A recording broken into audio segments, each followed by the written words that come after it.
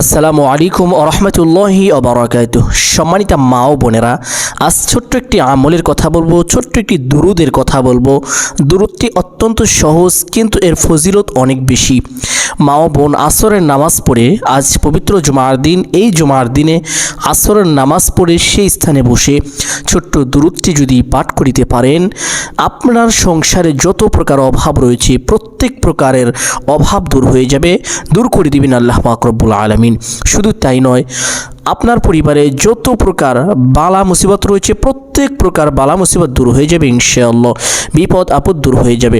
সম্মানিত মা ও বোনেরা, আমলটি অবশ্যই গুরুত্বের সাথে করিতে হবে, বিশ্বাসের সাথে করিতে হবে। এই ছোট্ট দুরুদটি যদি আপনারা পাঠ করিতে পারেন, আল্লাহ পাক আপনার প্রত্যেকটি কাজকে সহজ করে দিবেন। শুধু তাই নয়, এই আমলের সবচেয়ে বড় যে পাওয়ার, সবচেয়ে বড় যে ফজিলত, সেটা হলো এই ছোট্ট দুরুদ যদি আজকে পাঠ করিতে পারেন, আল্লাহ পাক রব্বুল আলামিন একবার পাঠ করার কারণে আপনার উপরে 100টি রহমত নাজিল করবেন, 100টি গুনাহ খাতা মাফ করে দিবেন, 100টি সওয়াব দান করবেন, নেক দান করবেন, 100টি মনের আশা পূরণ করে দিবেন, 100টি হাজত আল্লাহ তাআলা গায়বী খাজানা থেকে পূরণ করে দিবেন ইনশাআল্লাহ। শুধু তাই নয়, আল্লাহ পাক রব্বুল আলামিন আপনার জান্নাতে যাওয়ার জন্য আপনার পথকে সুগম করে দিবেন, সহজ করে দিবেন। আপনি এই ছোট্ট দুরুদের বরকতে বিনা হিসাবে আল্লাহ পাক রব্বুল ইজ্জত যদি চাহেন, আপনি জান্নাতে প্রবেশ করতে পারবেন ইনশাআল্লাহ। কাল কিয়ামতের ময়দানে আল্লাহর নবী, আল্লাহর পেয়ারা নবী হযরত মুহাম্মদ মুস্তাফা সাল্লাল্লাহু আলাইহি ওয়াসাল্লামের শাফায়াত লাভ করতে পারবেন। আল্লাহর নবী হযরত মুহাম্মদ সাল্লাল্লাহু আলাইহি ওয়াসাল্লাম আপনাকে জান্নাতে নেওয়ার জন্য আল্লাহ তাআলার কাছে সুপারিশ করবেন যদি এই দুরুদটি মহব্বতের সাথে পাঠ করিতে পারেন। সম্মানিত দিনী ভাই বোন, অত্যন্ত পাওয়ারফুল এবং শক্তিশালী ছোট্ট এই দুরুদ। মা ও বোন, এই ছোট্ট দুরুদটি কখন, কিভাবে, কতবার পাঠ করিবেন, প্রত্যেকটি বিষয় আপনাদেরকে বুঝিয়ে দেব ইনশাআল্লাহ। এই ছোট্ট দুরুদের আমলটি করার জন্য প্রথমে উত্তম রূপে ওযু করে নেবেন। উত্তম রূপে ওযু করার পরে আপনার একটি পবিত্র স্থানে দাঁড়িয়ে যাবেন। দাঁড়িয়ে 2 রাকাত আসরের নামাজ পড়ে নেবেন। আসরের 4 রাকাত ফরজ নামাজ পড়বেন এবং আসরের 4 রাকাত ফরজ নামাজের পূর্বে 4 রাকাত সুন্নত রয়েছে, চাইলে পড়ে নেবেন। মা ও বোন, এই আসরের 4 রাকাত ফরজ নামাজের মধ্যে যদি 13টি ভুল করেন, তাহলে আপনার আমলও বরবাদ হয়ে যাবে, নামাজও বরবাদ হয়ে যাবে। আপনি যা উপকারের জন্য আমলটি করলেন, উপকার তো হবেই না, আরও ক্ষতি হবে। সম্মানিত মা ও বোন, প্রত্যেকেই এই 13টি বিষয় মেনে চলবেন ইনশাআল্লাহ। অত্যন্ত সহজ, মেনে যদি না চলেন কোনো নামাজই আপনার কবুল হবে না, নামাজ পরিপূর্ণ হবে না। সম্মানিত মা ও বোন, নামাজটি কীভাবে পড়বেন আর কি কি ভুলগুলো করা যাবে না, বিষয়গুলো আপনারা লক্ষ্য করুন, আমি প্র্যাকটিক্যালি দেখিয়ে দিচ্ছি ইনশাআল্লাহ। সম্মানিত মা ও বোন, আসরের 4 রাকাত নামাজ পড়ার জন্য উত্তম রূপে ওযু করবেন। যদি শরীর অপবিত্র হয়ে থাকে তাহলে পবিত্র করে নেবেন। অতঃপর একটি পবিত্র স্থানে দাঁড়িয়ে যাবেন।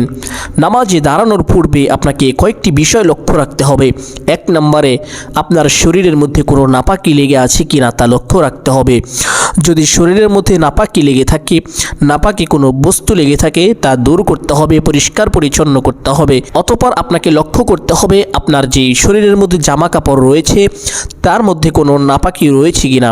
তার মধ্যে যদি কোনো নাপাকি লেগে থাকে তাহলে তা দূর করতে হবে, পরিষ্কার করে পবিত্র করে নিতে হবে। সম্মানিতা মা ও বোন, অতঃপর লক্ষ্য করতে হবে আপনি যে স্থানে নামাজে দাঁড়াচ্ছেন, যে স্থানে নামাজটি পড়বেন, সেই স্থানটি পবিত্র আছে কিনা, পরিষ্কার আছে কিনা। সেখানে যদি কোনো নাপাকি লেগে থাকে তাহলে কিন্তু আপনার নামাজটি হবে না। অবশ্যই নাপাকি থাকলে তা দূর করে নেবেন, অবশ্যই পবিত্র স্থানে নামাজটি আদায় করবেন। সম্মানিত মা ও বোন, অতঃপর যে বিষয়টি লক্ষ্য করবেন যে আপনি যে নামাজটি পড়ছেন আপনার কিবলাটি ঠিক আছে কিনা। অবশ্যই কিবলার দিকে হয়েই নামাজটি পড়তে হবে। অন্য কোনো দিকে যদি আপনার সিনাটা ঘুরে যায় তাহলে কিন্তু নামাজ হবে না। আসরের নামাজ পরিপূর্ণ করার জন্য অবশ্যই কিবলামুখী হয়েই দাঁড়াতে হবে। শুধু আসরের নামাজ না, প্রত্যেক নামাজের জন্য কিবলামুখী হয়েই দাঁড়াতে হবে। আপনি যেই সময় নামাজ পড়ছেন ওই সময় আসরের ওয়াক্ত এসেছে কিনা বা আসরের ওয়াক্ত শেষ হয়েছে কিনা। যদি আসরের ওয়াক্ত না আসে অথবা আসরের ওয়াক্ত শেষ হয়ে যায় তাহলে কিন্তু এই আমলটি আপনার জন্য গ্রহণযোগ্য নয়। আসরের নামাজ কিন্তু পরিপূর্ণ হবে না, সহিশুদ্ধ হবে না। অতএব আপনাদেরকে এই বিষয়ে খুব সতর্কভাবে লক্ষ্য রাখতে হবে যে আপনি যেই সময় নামাজটি পড়ছেন সেই সময়টি আসরের ওয়াক্তের অন্তর্ভুক্ত কি না। অবশ্যই আসরের অন্তর্ভুক্ত সময়ের মধ্যেই আপনারা নামাজটি পড়বেন। অতঃপর যে বিষয়টি লক্ষ্য রাখবেন, একটি নিয়ত করিতে হবে। আসরের নামাজের জন্য একটি নিয়ত করিবেন এভাবে যে আমি কিবলামুখী হয়ে আসরের 4 রাকাত ফরজ নামাজ পড়িতেছি।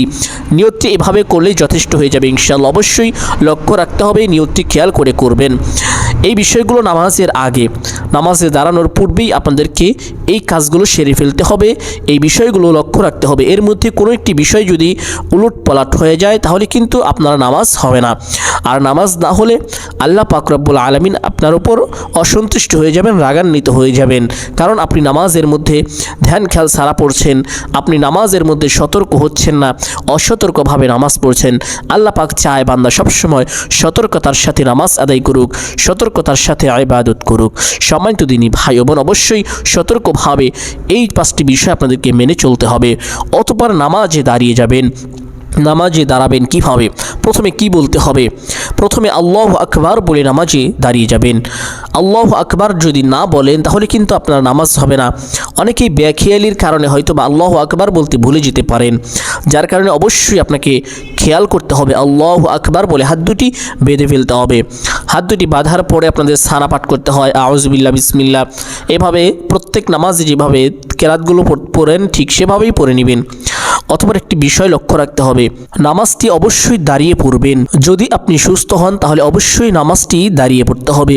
সুস্থ অবস্থায় বসে যদি এই নামাজগুলো আদায় করেন তাহলে কিন্তু নামাজ হবে না। অবশ্যই আপনাকে দাঁড়িয়ে সুস্থ অবস্থায় নামাজ পড়তে হবে। যদি অসুস্থ হন সেটা অন্য ব্যাপার, সেটা আপনি বসে পড়ে নেবেন, কোনো সমস্যা নেই, নামাজ হয়ে যাবে। এভাবে আপনি এই বিষয়গুলো লক্ষ্য রাখবেন। অথবা যে বিষয়টি লক্ষ্য রাখবেন, রুকু করতে হবে। নামাজের রুকু না করলে কিন্তু নামাজ হবে না। প্রত্যেক রাকাতে রুকু করতে হবে, রুকু ঠিকঠাক মতো করতে হবে, রুকুতে গিয়ে দেরি করতে হবে, তাসবিহ পাঠ করতে হবে। বিষয়গুলো প্রত্যেকটি বিষয় লক্ষ্য রাখবেন ইনশাআল্লাহ। আমি যেগুলো বলছি এগুলো না করলে নামাজ হবেই না। অতএব এই বিষয়গুলো আপনারা লক্ষ্য রাখবেন ইনশাআল্লাহ। সম্মানিত মা ও বোন, অথবা যে বিষয়টি করতে হবে, 2 সেজদা করতে হবে। 1 সেজদা করলে কিন্তু নামাজ হবে না। অনেকে ভুলে 2 সেজদার বদলে 1 সেজদা করে ফেলেন, নামাজ হবে না। আপনাকে 2 সেজদা করতে হবে, প্রত্যেকটি বিষয় লক্ষ্য রাখতে হবে। অতঃপর আখেরি বৈঠক করতে হবে, শেষ বৈঠকে না বসলে নামাজ হবে না।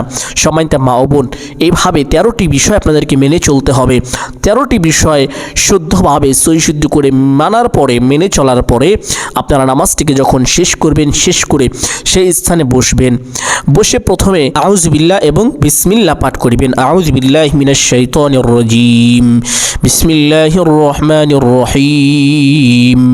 এইভাবে আউযু বিল্লাহ এবং বিসমিল্লাহ সুন্দর করে সহিশুদ্ধ করে পড়ে নেবেন।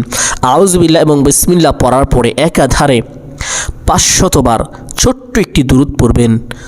আল্লাহুম্মা সাল্লি আলা মুহাম্মাদ ওয়া আলা আলি মুহাম্মাদ, এটা পড়বেন। অথবা সাল্লাল্লাহু আলাইহি ওয়াসাল্লাম, সাল্লাল্লাহু আলাইহি ওয়াসাল্লাম, সাল্লাল্লাহু আলাইহি ওয়াসাল্লাম 500 বার এই ছোট্ট দুরূদটি পাঠ করিবেন। তাসবিহ হাতে নিয়ে বসবেন, এই ছোট্ট দুরূদটি 500 বার এভাবে সহিশুদ্ধ করে পাঠ করিবেন। যদি পারেন ইনশাআল্লাহ কপাল খুলে যাবে, ভাগ্য পরিবর্তন হয়ে যাবে, জীবনের সকল দুঃখ, দুর্দশা, হতাশা সরে যাবে ইনশাআল্লাহ। আল্লাহ পাক রব্বুল ইজ্জত ওয়াল জালাল আপনাকে পবিত্র হাতে হেফাজত করিবেন, আপনার সকল হাজত গায়বী খাজানা থেকে পূরণ করে দিবেন ইনশাআল্লাহ। এইভাবে 500 বার দুরূদ পাঠ করে আপনি আল্লাহর কাছে যা চাইবেন আল্লাহ আপনাকে তাই দান করবেন। আপনার চাওয়ার যে দরজা, আপনার রিজিকের যে দরজা আছে তা খুলে দেওয়া হবে। আপনি যেভাবে যা চাইবেন আল্লাহ তাআলা আপনাকে তাই দান করবেন। এই 500 বার এইভাবে এই ছোট্ট দুরূদটি পাঠ করার পরে দোয়াটি করবেন ইনশাআল্লাহ। যত হাজত রয়েছে, যত চাওয়া পাওয়া আপনি চাইবেন আল্লাহ তাআলা সঙ্গে সঙ্গে দান করিবেন, কখনোই আপনাকে খালি হাতে ফেরাবেন না। একবার এই ছোট্ট আমলটি করে দেখুন ইনশাআল্লাহ, বিশ্বাসের সাথে ছোট্ট আমলটি করে দেখুন, এর ফলাফল অবশ্যই অবশ্যই আপনি পেয়ে যাবেন ইনশাআল্লাহ। সম্মানিত মা ও বোন, আমি আশা করছি আজকের আলোচনাটি এবং আমলটি অত্যন্ত পাওয়ারফুল এবং শক্তিশালী ও গুরুত্বপূর্ণ ছিল। অতএব সকলের কাছে একটি অনুরোধ থাকবে, ভিডিওটি শেয়ার করে দিবেন, একটি লাইক করবেন এবং আপনাদের মতামত কমেন্টের মাধ্যমে জানিয়ে দিবেন এবং চ্যানেলটি সাবস্ক্রাইব করে রাখার চেষ্টা করবেন ইনশাআল্লাহ। ধন্যবাদ, ভালো থাকবেন, সুস্থ থাকবেন। আসসালামু আলাইকুম ওয়া রাহমাতুল্লাহি ওয়া বারাকাতুহু।